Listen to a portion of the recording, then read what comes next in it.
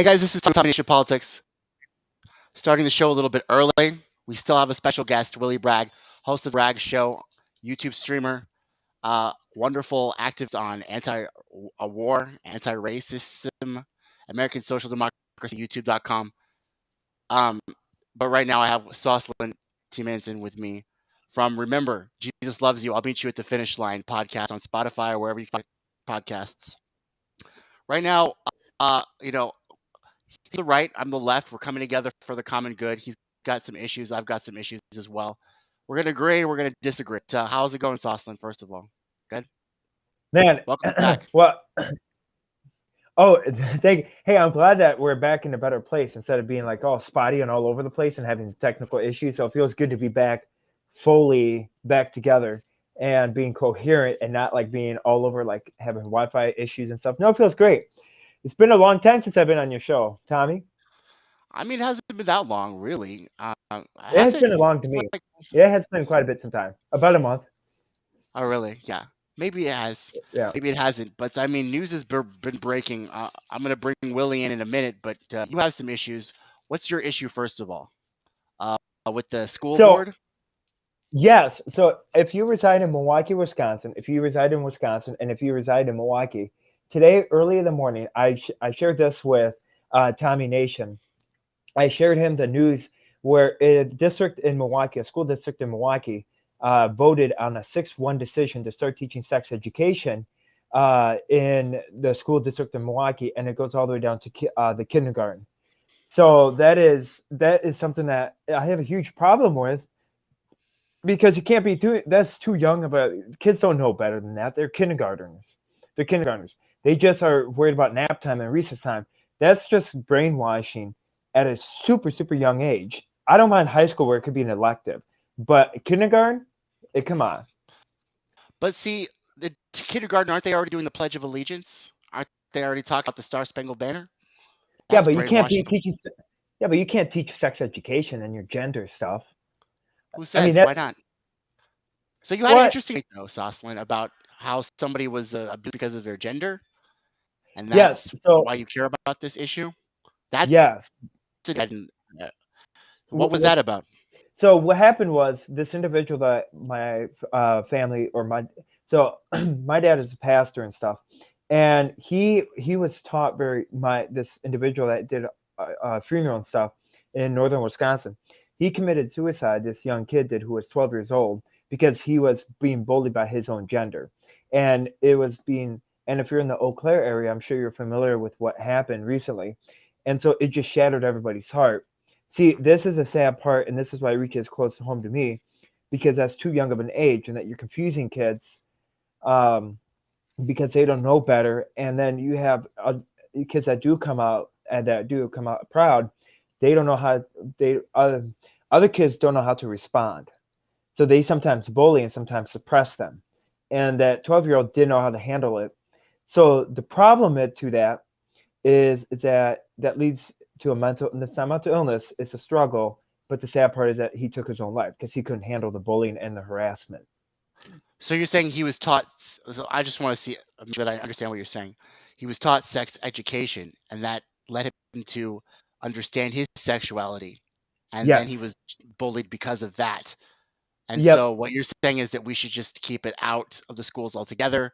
So he doesn't. I'm not saying we should keep it out. I'm not saying that we should keep it out. It should be, if your kid wants. So, for instance, in high school and in middle school, you have electives. Now, electives are classes that you want to take and you don't have to take. So they're like those electives.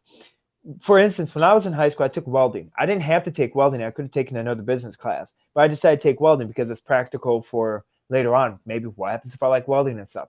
But this individual, he didn't get an opportunity in the northern Wisconsin because it was being taught like in 5th and 6th grade in Eau Claire, and that's what the fuzzy gender came in, and that's what led that whole big school district up in Eau Claire to be a big mess. So he couldn't handle the problem. To that is, it was a huge problem, and that it was too young of an age. I don't mind if you start it in middle school or in high school, because that way the kids can decipher and they can say, okay, you know what? Maybe I don't feel comfortable with this, like this cope a different way. Let's take a different elective.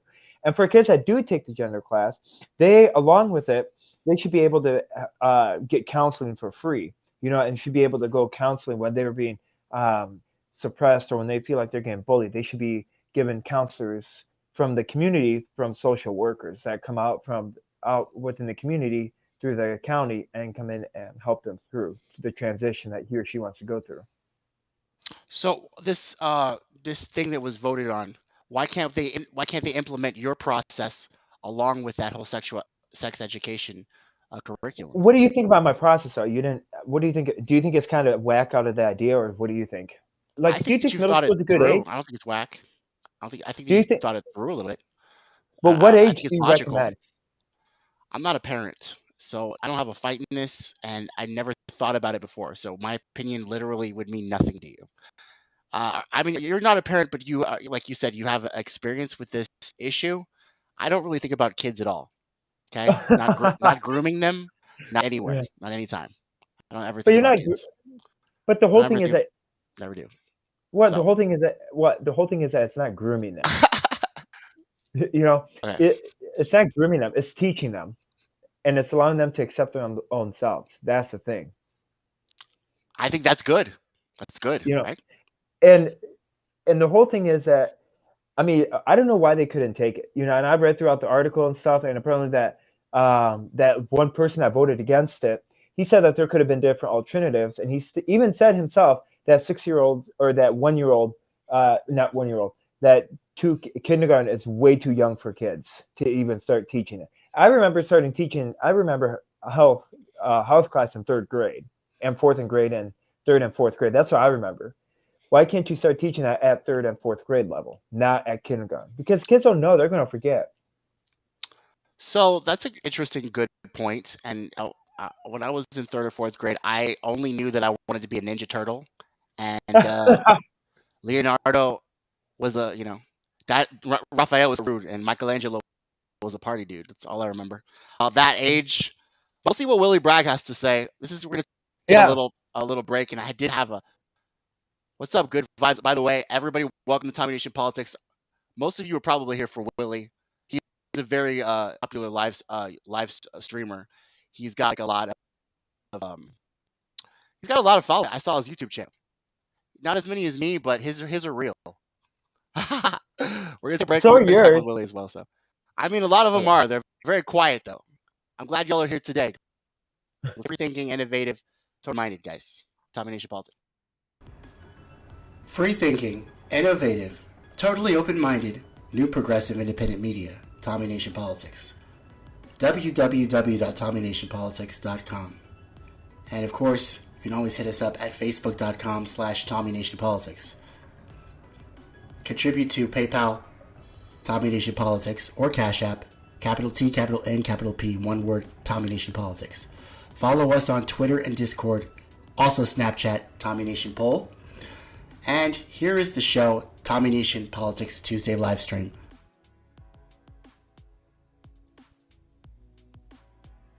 Hey guys, this is Tommy with Tommy Nation Politics. How's everyone doing today?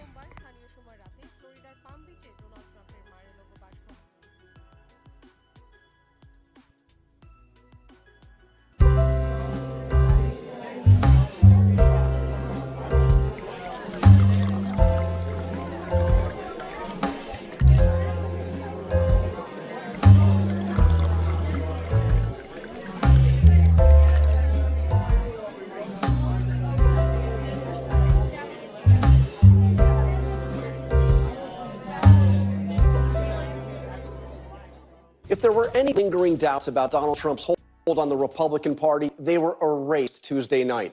Liz Cheney, Trump's loudest and most persistent critic of the party, target of his vengeance campaign, went down in a landslide primary defeat. Liz Cheney's decisive loss means at least 8 of the 10 House Republicans who voted to impeach him will be gone in the next Congress. And in state after state, candidates endorsed by Trump for governor, for Senate, and for other offices have failed in Republican primaries. They owe their nominations to Trump and their allegiance too. But as Trump tightens his grip on the party, the legal walls around him seem to be closing in. This week, a federal judge in Florida suggested he released portions of the affidavit used to seek an FBI search warrant for Mar-a-Lago.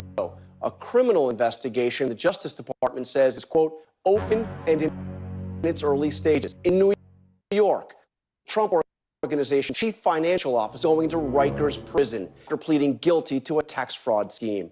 Trump once called Alan Weisselberg a loyal employee and one of the toughest people in the business. Now he has pleaded guilty and has agreed to testify in a criminal trial likely to happen this fall against. And in Georgia, a flurry of activity surrounding the criminal investigation into the attempt to overturn that state's 2020 election results. Rudy Giuliani testifying grand jury, and Trump ally Senator Lindsey Graham is next after a federal judge rejected his effort to avoid testifying. And in yet another legal case, Trump pleaded the fifth, something he had before. Unformer President Cheney acknowledged she lost, while conceding to Trump's chosen candidate a political organization, an effort to vanquish Trumpism and to change power.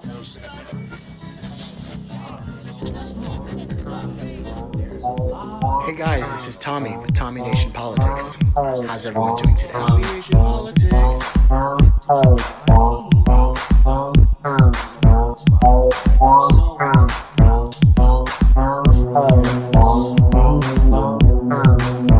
Pelosi's DUI hearing. Paul Pelosi has just pled guilty to one count.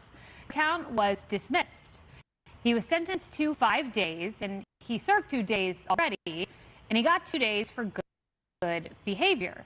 That leaves 1 day left, but as I understand it, it will actually end up with no days in jail because they are written off as good behavior.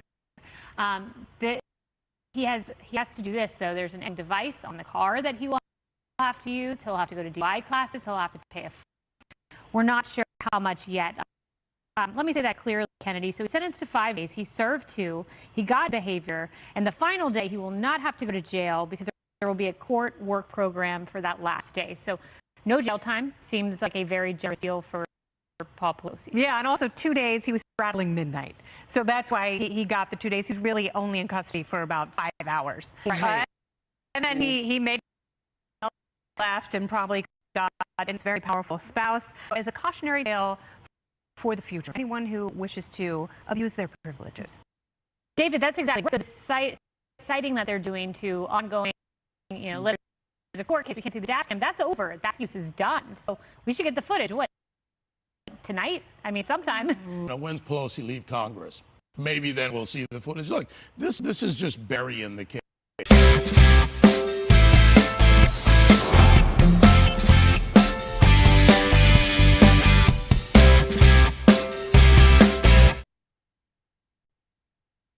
Watkins got into line. Hey guys, this is Tommy with Tommy Nation Politics. How's everyone doing today?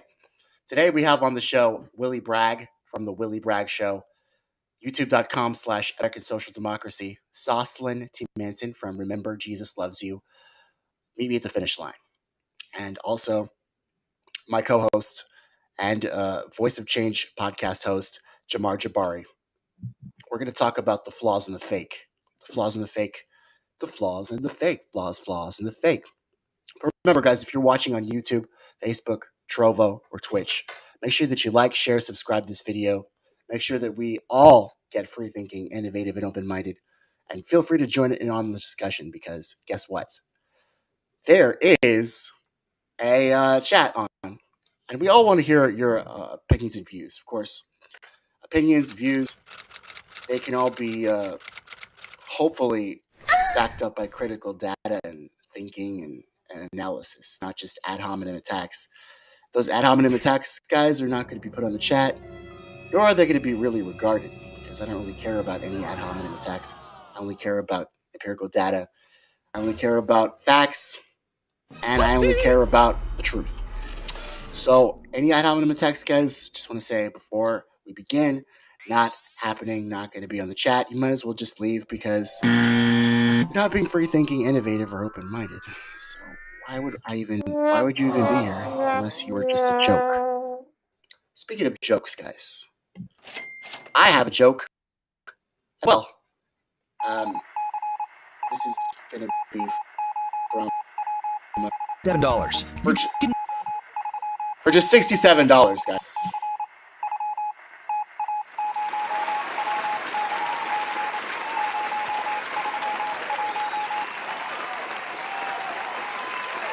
Okay. So, guys, I don't know if you noticed it, Deb.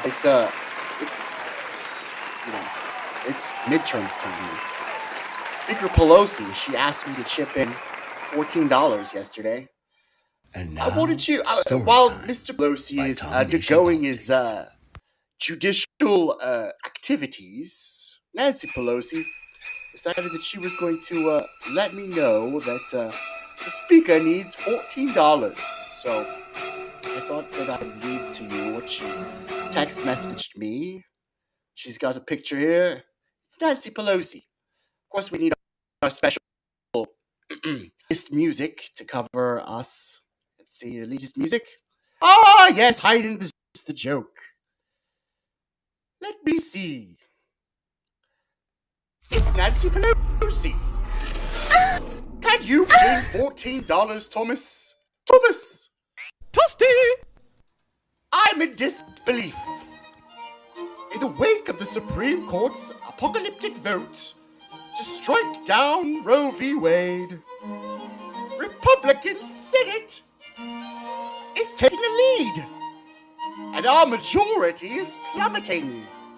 Herschel Walker is losing in Georgia. Ted Budd is losing in North Carolina. J.D. Vance is losing in Ohio. And Dr. Oz is losing in Pennsylvania. Oh, dear me. Rod Johnson is losing in Wyoming. And I need you to understand what this means, Thomas. It means if Democrats bring into action to flip those Senate seats, Mitch McConnell's hopes of regaining the Senate and eviscerating productive rights will be gone in an instant. So, I'm launching an immediate response to take advantage of this amazing swing. Democrats favor. Yes, of course. Democratic members have to put plans into action, Thomas. They must use their democratic reinforcements to critical races all over the country and prove that Democrats have what it takes to win. Can you chip in 14? Thomas, just $14 in this make or break moment. Just go to Pelosi for us, .Senate, hashtag $14 act blue. I mean every word what I say, Thomas. I mean every single word. Oh, Republicans have proved time and time again that they will never put America first. Never! This is why we are fighting so hard to elect Democrats who will fight for what we believe in. Reproductive health, democracy, and also us. Can I count on you? Thank you, Nancy. And P.S. Please, I need 10,000 members before night to bring into action. All the Democrats in the direction will be replaced by extremist Republicans forever. And that would be super horrible. As horrible as what we're doing now. It'd be almost as super horrible as Grammarly. That's all I have to say. Anyway, guys, that was my letter from Nancy Pelosi.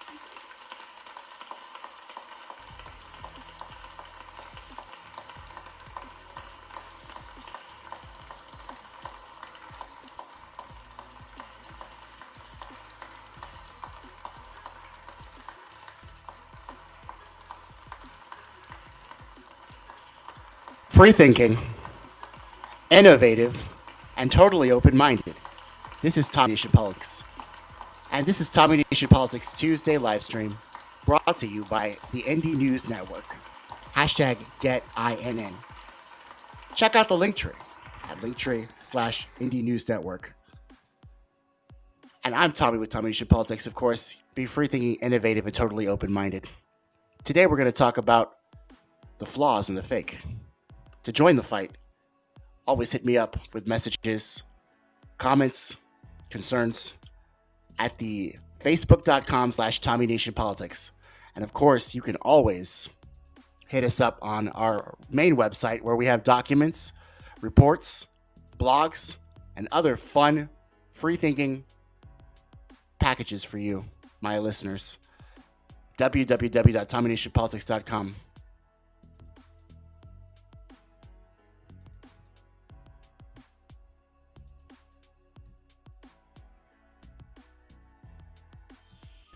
Hey guys, this is Tommy with Tommy Nation Politics. How's everyone doing today?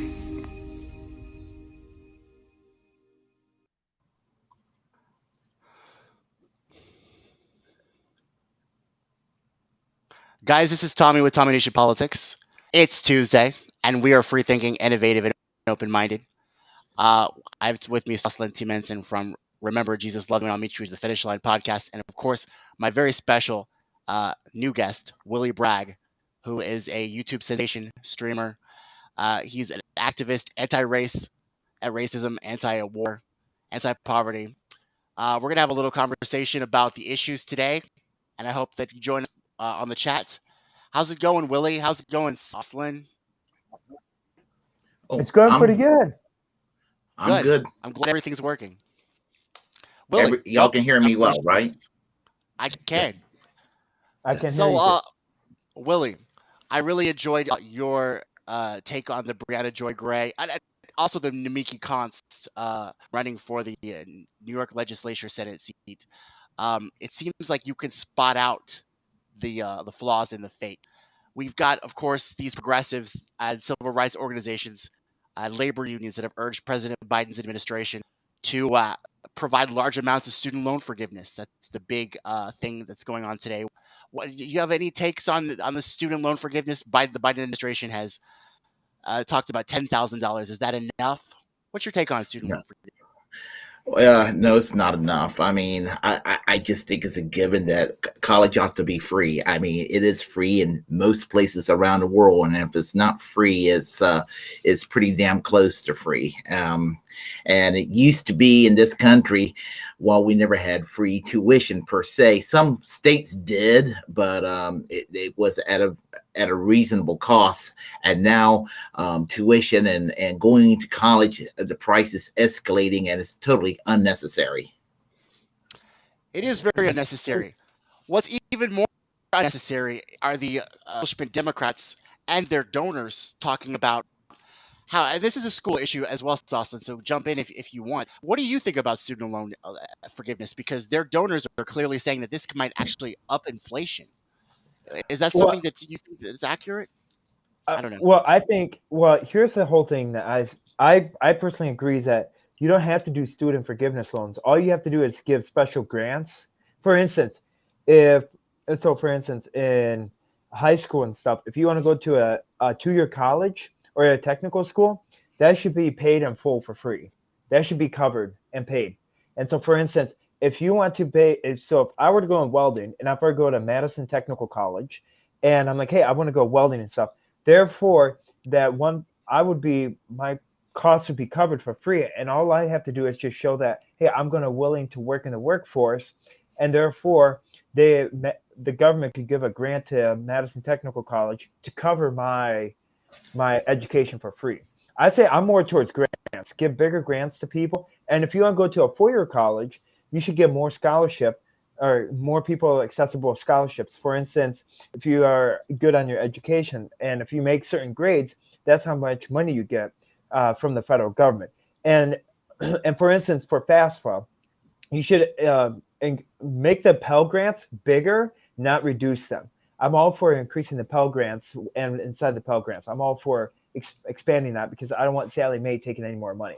But what about the people who already are involved with Fannie Mae and Sally Mac, Freddie Macs? Yeah.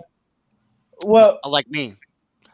And I mean, the college degree will pay off, and I might be able to pay my student loans. Although it's been helpful not having to pay them for the past year. But this seems to be just like a political football. And what do you say? What do you guys say to all the people that already have student loans? The grants aren't going to do anything for them? Anybody? It's an open question. Willie, what do you think this grant idea? I'm for a simplified system of tuition free, just making it just making it so that when you graduate high school, you go to college if that's what you're qualified to do, or go to a community college. And honestly, I think that we have to bring back emphasis even in the public schools of vocational training and maybe even some kind of an apprenticeship program with maybe even local businesses, and things of that nature to create a skilled workforce. They kind of do this in other countries, and I think it's something that we should do here. Of course, it would take some restructuring of the economy. It'll take kind of bringing back some protectionist practices, but I have no problem with that. Yes, except the right wing has problems with protectionist practices because they want to deregulate everything. Yeah, that's true. Is that why you Yes. is that why you want grants? Because you want it to be private money funneling through the student? Is that why, Saucelin? No, I want it to be federal money, because if we're going to give $6 billion to Ukraine just for like what being just fueling a war, then why can't we invest in our own money? Why can't we invest in our own country? Let's think logically here. I agree with that. I agree with that as well, and that just really segues it. Thank you for that wonderful segue, Saucelin. Sorry.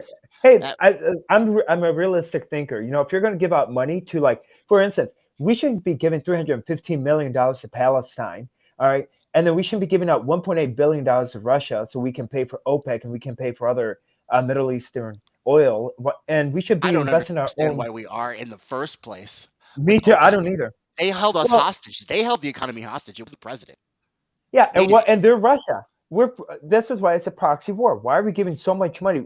You know how much money we could have invested in our own country, into our own infrastructure, into our own buildings, and building like these solar plants and nuclear power plants? We could have built so many with the $2.3 trillion we've given to Ukraine already.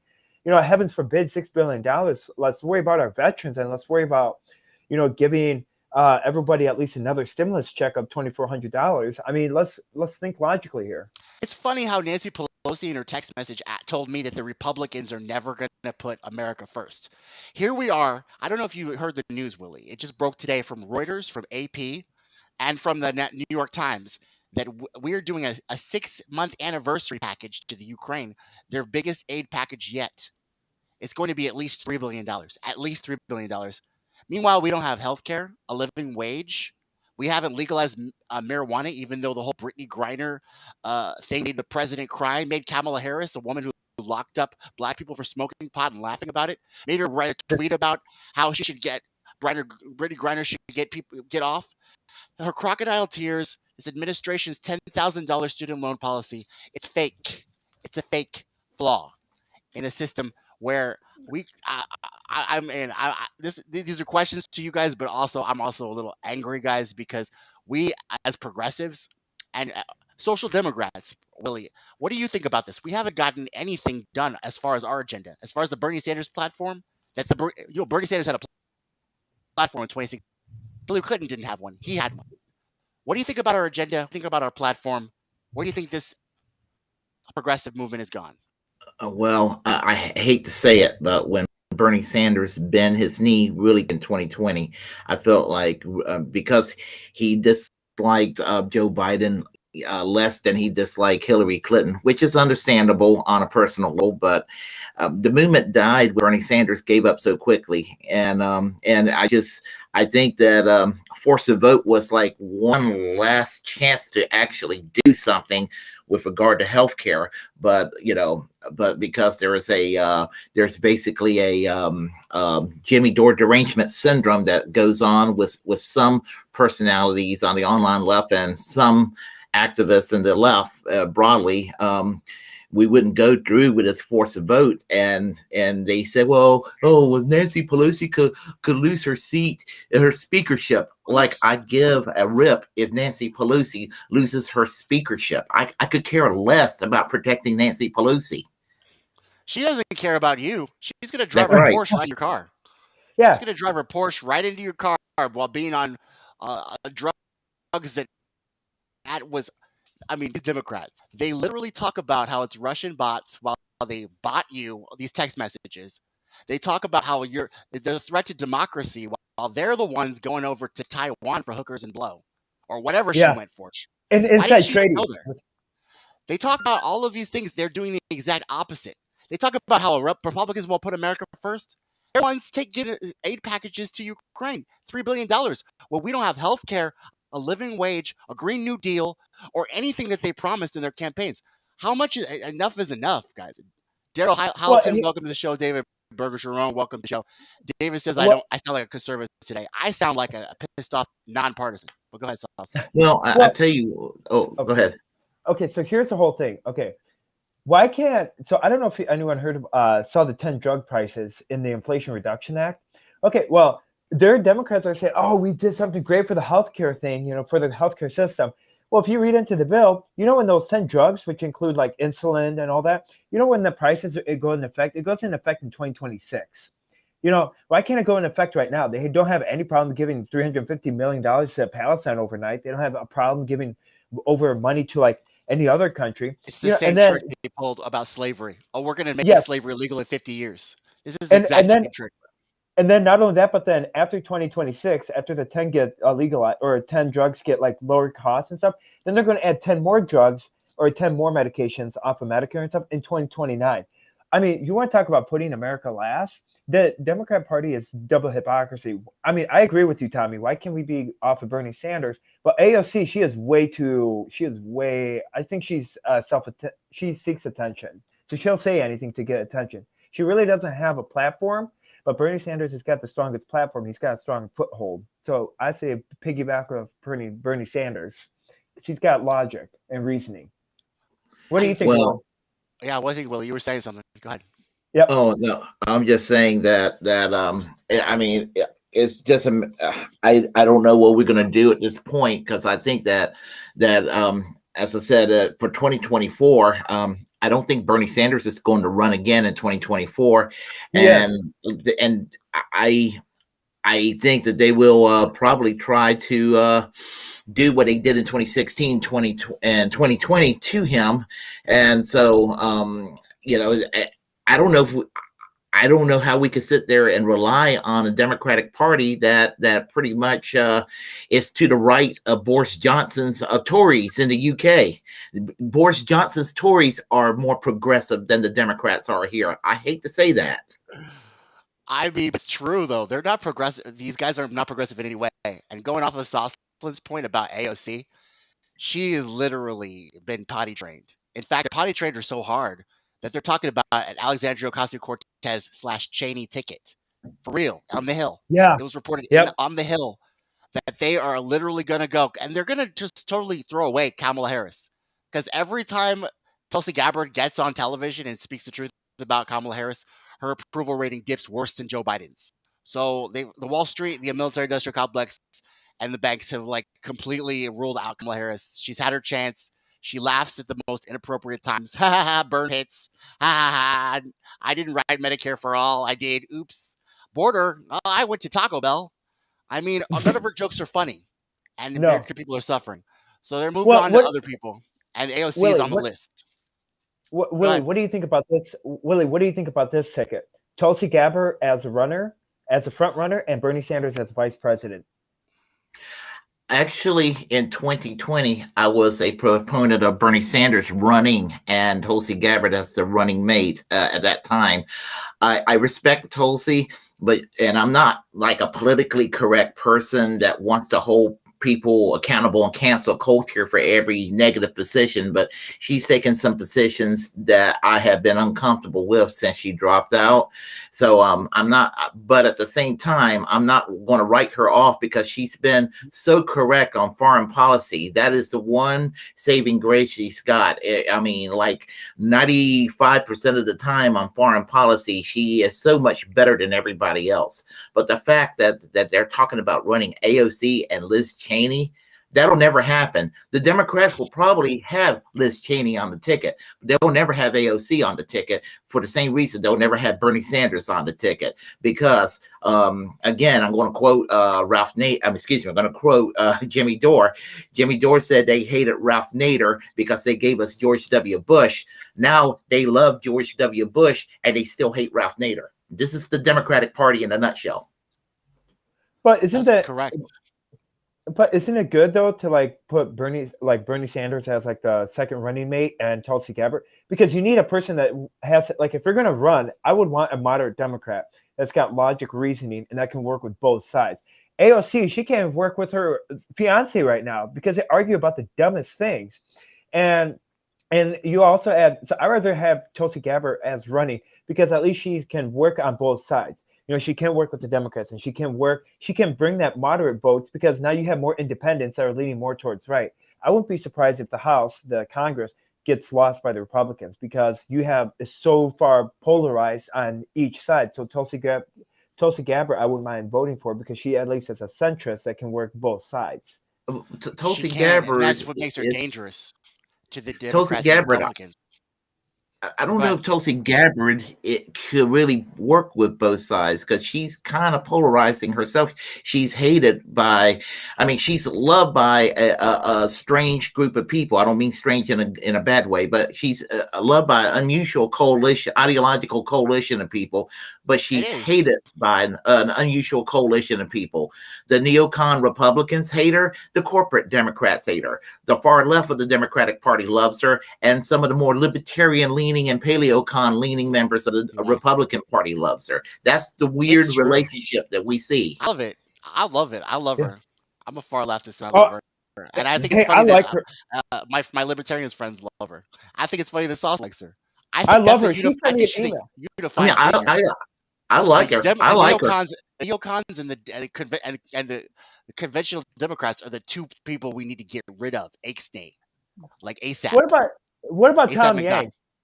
What about Tom Yang? Like, what about the Forward Party, the new third party that Tom Yang and that Elon Musk are going together? And Yang, is that his name? Tom Yang? Andrew Yang. Andrew Yang. Yeah. What do you think about his?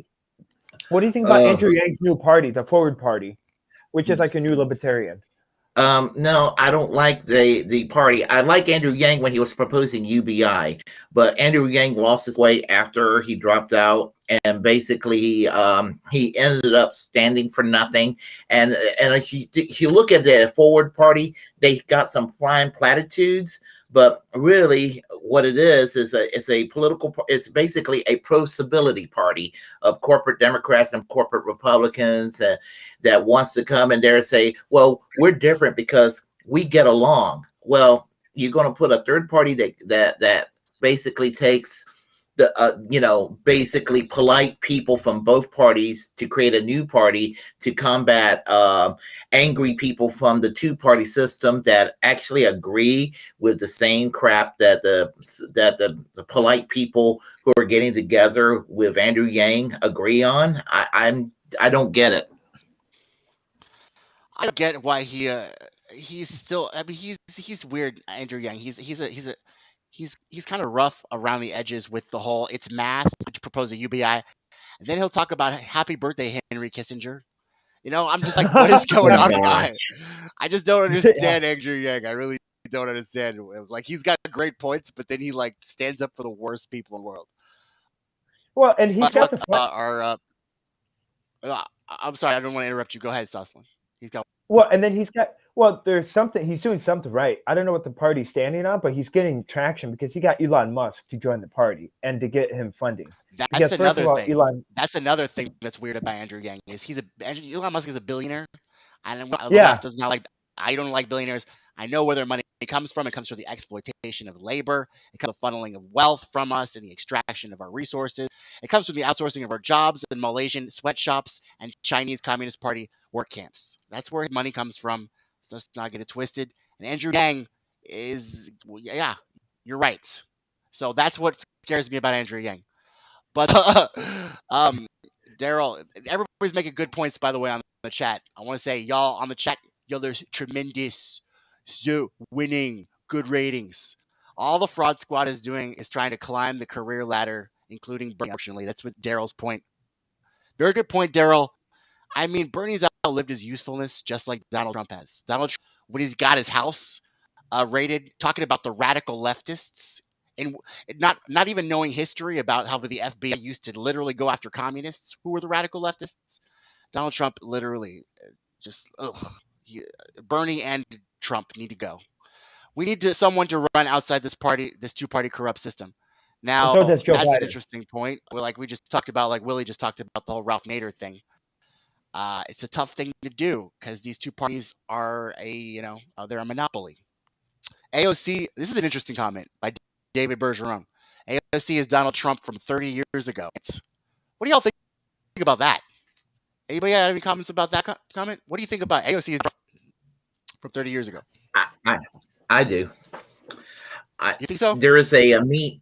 There's a meme. I don't know if you've seen the meme where, you remember when Michelle Obama was tugging on George W. Bush due to Trump derangement syndrome several years ago? Yeah. Well, somebody altered a meme and put Donald Trump's picture over George W. They took George W.'s head out and put Donald Trump's head in, basically worrying about the next quote unquote fascist that comes into power. Well, I created one myself where instead of Michelle Obama hugging Donald Trump, is AOC hugging Donald Trump in fears of a Ron DeSantis presidency. Because I really believe that probably will likely happen, that when Ron DeSantis becomes president, that Donald Trump, because he has personality clashes with Ron DeSantis right now, he's probably going to kind of grift back toward a centrist or moderate or even a liberal direction. And the Democrats, being the shit libs that they are, they're going to go and rehabilitate him the way they rehabilitated George W. Bush and Liz Cheney. I don't think Ron DeSantis would run. You don't think Ron DeSantis is going to win? I don't know. Check this out. Okay. Okay, go ahead. I was going to play a video, actually. Because, this is interesting. Check this out, guys. Rebuilding between former President Trump and Florida Governor Ron DeSantis, two political allies who may one day become rivals. They've been sniping at each other over the last few weeks, and the governor kept it going today. Our senior political reporter Michael Putney has the story from the newsroom. Eden Calvin, today the governor once again refused to say if he has gotten a booster shot. Former President Trump says he got his and says any politician who refuses to say if he's been boosted is gutless. A spectacular job in Florida.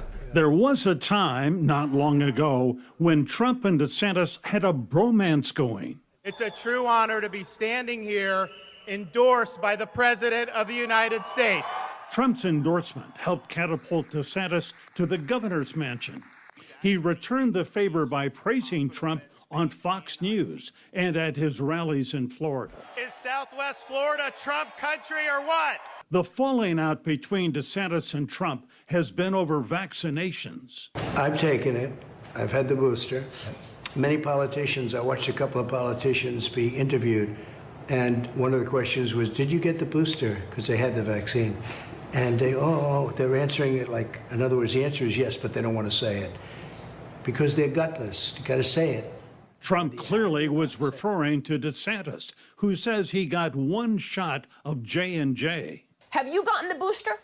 So I've done whatever I did, the normal shot, and that at the end of the day is people's individual decisions about what they want to do. The rift between Trump and DeSantis this week even reached the front page of the New York Times. And today, DeSantis kept it going when asked again if he has been boosted. that's something that, I think people should just make their own decisions on. I'm not going to let that be a weapon for people to be able to use. I think it's a private matter. Not private to Trump pal Roger Stone. Here's my beef with Governor Ron DeSantis. Stone's beef is beside the point. The point being, will DeSantis publicly say he won't run for president in 2024 if Trump does? Ron is running for president, and with Fox's help, he'll beat you.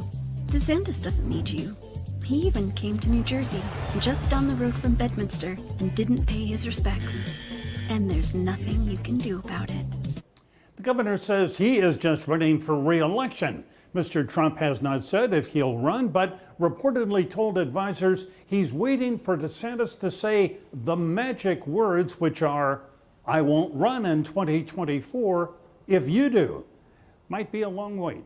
Michael Putney, Local 10 News. You have a lot to talk about this Sunday. Looking forward to your show this weekend. What? Be building between former President. Guys, there's trouble in paradise, guys. Oh my God, by the way. I just want to let y'all know that I love Republican primaries. These guys are monsters. They're soulless cretins. Even and they don't pretend about it. That's the great thing about Republicans, is they don't pretend to be evil, soulless cretins. You just hear the guy. He didn't even need your thing. They're so petty. Guys, it's the best television on earth. Swear to God. 2016 primaries was very, very entertaining. I mean, it was the best entertainment around. And I mean, it's not that I'm a fan of Trump, but I just love how he destroyed them all on stage. I mean, especially Jeb Bush. I mean, I love how he basically just went after Jeb Bush and Ted Cruz and Marco Rubio, all of them. I mean, that was just beautiful entertainment right there. I mean, I don't have his politics, obviously, but I mean, I was watching. I was just I was laughing my ass off every time I saw Donald Trump do this. It was like watching Saturday Night Live. I mean, it was true. The good, valuable thing about Donald Trump for the left is the fact Donald Trump eviscerated the Bushes. He destroyed the Cheneys. He did the things that the Democratic Party was supposed to do but didn't do. Trump did it. And that's what drives a lot of liberals crazy, is the fact that here we got a guy who they call a war criminal, who literally bombed the Middle East, turned the sand into glass for his own company, Halliburton, right, to enrich himself. They call the guy a war criminal. Now they're all hugging George W. Bush. They want Cheney to be on the Democratic ticket. It stinks to high heaven. It's hypocritical as hell. Here Trump on the other side. These are the things that made me actually think about voting for Donald Trump. It was interesting. The only thing that, the fact that he always calls the radical leftist the problem. If Donald Trump actually got two brains, rubbed two brain cells together, and actually went after his enemies, because he doesn't. That's why he lost. He didn't go after his enemies, and his enemies crushed him. So that's why he's so busy blaming the radical left. His fucking enemies took his house. So that's why he lost. And y'all disagree or agree? What do y'all think? I agree. Well, I agree too. Well, I also agree on this because he put Garland back in. He appointed Bill Barr is the one that appointed Garland to be the FBI and stuff. And not only that, but he's going after Mitch McConnell, Moscow Mitch. And and that's the whole thing, is that you need to go after more of these so-called conservatives that are if I were President Trump, okay, I would filter out the Cheneys, I would filter out everybody else. For instance, Scott Walker and Paul Ryan and stuff, they were the so-called Republicans. I would filter them all out. And I would also filter out and build a brand new base. And then I'll work from there. But I'm not Trump. And apparently I don't have Twitter, so I can't go after anybody. Okay, I don't have Twitter either, though. You got Truth Social, though. I don't have. How is that? Is that work? Is that good? Is that a good social media site?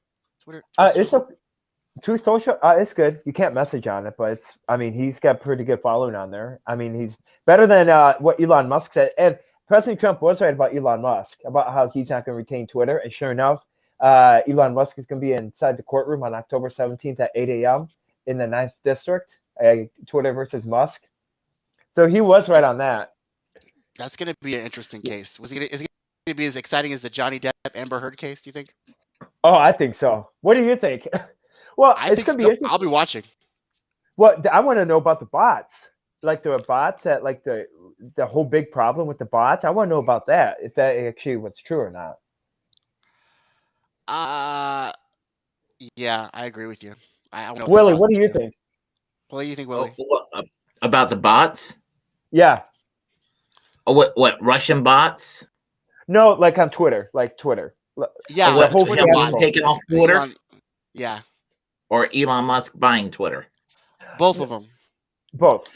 Well, I'm a free speech absolutist, and I've always been a free speech absolutist. Something that I think that the mainstream left walking away from is going to bite them in the ass down the road. But I think that taking away his Twitter was really dumb, and it was basically performative. On top of that, and as far as these Russian bots and things of that nature, that's a lot of conspiracy junk. I mean, I'm not a fan of Putin, but at the same time, I'm not. I think there's too much anti-Russia hysteria that's going on to the point where I just, I'm just like, people don't look at the Russia-Ukraine war with any nuance, and that, the United States is kind of funding Nazis within the Ukraine, and I try to tell them the Nazis in Idaho. What do you mean? There's Nazis in Idaho, Willie. No, there's Willie, yeah. Willie, we're talking about the bots that like caused Elon Musk to pull from Twitter because Twitter wouldn't disclose the information. That's what caused the whole thing to go to court on October 17th. Okay. Oh. Yeah, we're talking about the. I mean, I don't know about Willie, but I am very much into the whole. They're robbing, taking our money, and they're fucking funneling the wealth of the 1%. So these Twitter bots and Elon Musk's little playtime, I wasn't thinking about either. So I don't care about bots on Twitter. I think Twitter should burn. Twitter's lame and yes. really dumb. Willie, We what are have your social thoughts media on it? platforms. I don't give a shit. I will say Yeah, this. I didn't. Okay. Oh, I didn't really think about it. Yeah, sorry. Yeah, I wasn't really thinking about the bots with regard to Elon Musk on. I didn't even really think about that. So I thought you were referring to something else. You know what's funny about the Russian bots, though, Willie, is that every time black people ask for reparations or something like that, the right calls us commies, and then the left calls us Russian bots because they don't want to fucking give us reparations. It's always a distraction. These bots, bro. They don't want to listen to regular people. They just want to fucking divide and distract. And this is what these bots are for. No matter whether Russian bots, or they're Elon's bots, or they're Twitter bots, all these bots are here to do is distract us and lie, right? Lie about the numbers, about the views. They're just lies. So, and speaking of lies, Daryl says, I enjoyed Trump's press conference, president. Now, Daryl, you have to remember this. Sorry, you that's have funny. to remember this. This president forgets whenever he shakes a hand, and then he shakes hands of ghosts. He walks away when he's not supposed to walk away. This guy is exciting too, okay? In fact, his press conference secretary, when he got COVID twice, and they talked about the booster. I mean, these guys are the same person. How are they not the same person, bro? How is Trump? Okay, so this is my final question to you guys. How is Donald Trump and Joe Biden not the same person? Go ahead. They got the boosters. They love the wars. They like the law and order, right? Crime bill. How are they different? They love the cages. They love the cages. How are these people not the same guy? One likes ice cream and the other one likes Coke. That's what. Oh, Southland. All right, guys. I gotta put that in there. That was perfect. It was Diet Coke, though. It was Diet Coke. Well, Trump likes McDonald's, though. Trump likes McDonald's, and then Joe Biden likes ice cream from ice cream trucks. And once you hear the ice cream bell, he's rushing to the next. Hey there, look, Jack. Look, Jack, did you get the last icy? And then he says something about Indian people in 7-Eleven, right? Yeah. Yeah, and then he also said something about the Mexican people, how Joe Biden called them tacos. Oh my gosh. Did you hear about that? Yes, I did. Oh my God, you can't be talking about that. you talk about a party that's like gotta be careful with not stereotyping people. You want to talk about hypocrisy? That is at its finest. You ain't black if you think that, Soslin. You ain't black. I know. Well, this guy's full of them, bro. No, but look, I'm not Trump. I'm not that guy. That we can talk about everything that Trump did. Joe Biden did even worse. So I don't get it. I don't understand why conservatives don't love Trump. I love Joe Biden. You want small government, guys? Here's basement government, huh? Well, here's the thing. I mean, y'all remember Law and Order? Here's a crime bill, right? In Psycho. I love it. You both might be a little bit younger than. You both might be a little. Go ahead. I'm sorry. You both might be a little bit younger than myself, but I don't know if y'all have ever heard of Senator Jesse Helms, but he was very good friends with Jesse Helms when Jesse Helms was alive and a U.S. senator, and Jesse Helms was a senator from North Carolina, and he was a segregationist before he became a senator. I mean, he was still a segregationist when he got elected in 1972, but he never gave that up, and he was very forthright about his. He never gave up his segregationist point of view. And anybody who ever called Jesse Helms a racist, a lot of Republicans just say, "How dare you call this man a racist?" And they just got angry when people called Jesse Helms a racist, but he had a racist history. He was a member of the Raleigh City Council in the 1950s, and he campaigned as a segregationist, and he worked for a Dixiecrat named Willis Smith, who defeated Franklin Porter Graham in the 1950 primaries in North Carolina. Senator Franklin Porter Graham, who was one of the few Democrats in the South that was for civil rights, a New Deal Democrat, and Jesse Helms played a role in having him defeated. And Jesse Helms was like the worst kind of segregationist, because even segregationists then were kind of vaguely supportive of New Deal liberalism. Jesse Helms supported the economics of Robert Taft, which is kind of a juxtaposition, because Robert Taft, being a Republican, was very, very progressive on race issues, which is really, that's just a weird thing. So yesterday's Dixiecrats became today's Republicans. Not that the Democrats are all that great today, but I'm just saying. Not all Dixiecrats, Willie. There's one Dixiecrat that stayed Democrat, and his name is Joseph Robinette Biden, the 40th president of the United States. Well, guys, we're at the top of the hour. This was a fun conversation. Oh, by the way, legalize marijuana nationally, and we could solve our inflation and recession crisis. I just solved 3 issues. Correct, David. David's a genius, bro. David's a genius. In the word of George Carlin, it's one big club and you're not in it. Trump to the same club members. Daryl's a genius. And then Snipe Hunt Master says that. I agree. So I think we all agree, guys. Maybe some of us are right. Maybe some of us are left. So either we hang these guys from the trees like our founding fathers, or we just stop voting for them. I don't know. But I like your ideas, guys. How come we can't have any of these? How come we got to get $3 billion to Ukraine instead of any of this? Any of these things we mentioned, guys, have you noticed that? Like, none of it's happening. It's all just aid to Ukraine. I swear to God. Military-industrial complex. We can't let this happen, guys. I just want to close on this.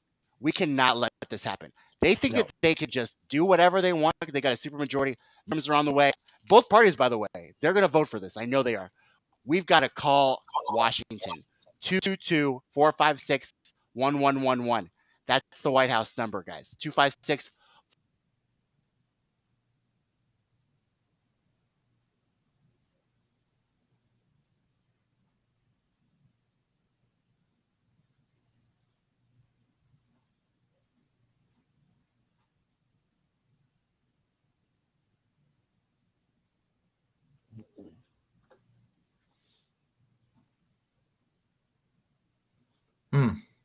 What happened, Willie? I think that this happens sometimes when I interview people on my program. There's a glitch or something, probably internet connection. Probably will come back. It's happened. Hey, did you get my message on Facebook? I don't know. I mean, I got up a little while ago, so. Okay. Yeah, I will check it though. Okay. No. So, what do you think? Okay, what is your stance on what Milwaukee did today? One of the school districts in Milwaukee with that 6-1 decision regarding the gender, teaching the gender at kindergarten now. I don't know the specifics of it. So, like for instance, so you know how they're teaching like sex education. They're teaching sex education at kindergarten level. Y'all hear me? So, what do you think about that? Oh, he's back. Bro. Okay. Yeah. Bro, that was definitely president. What happened? I don't know, but as soon as I started talking about the White House, like I got dipped out, bro. That was creepy. As soon as I started talking about the White House, bro. Did y'all hear anything I said about Ukraine and the White House?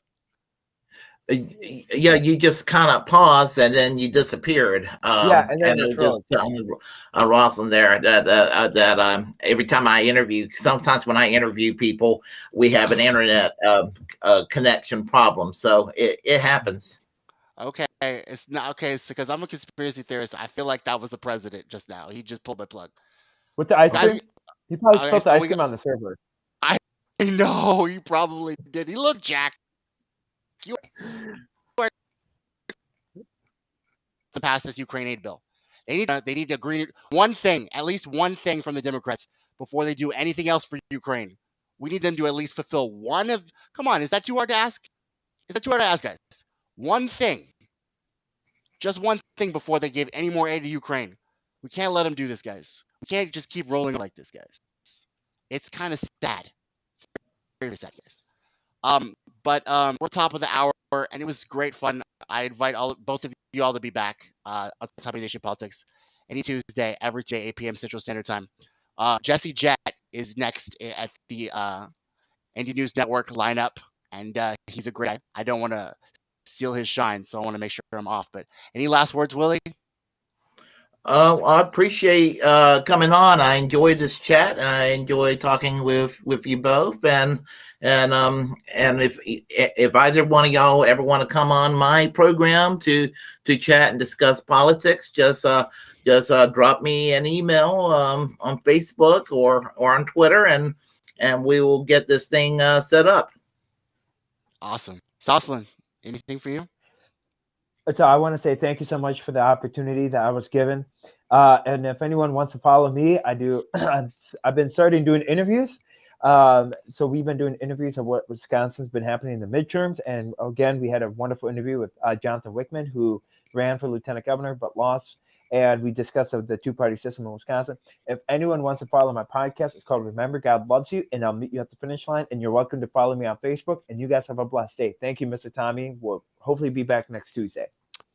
Yeah, you can come back any Tuesday. You too, Willie. I'll be on your show. We'll get that ironed out. You guys, being innovative, open-minded. Jesse,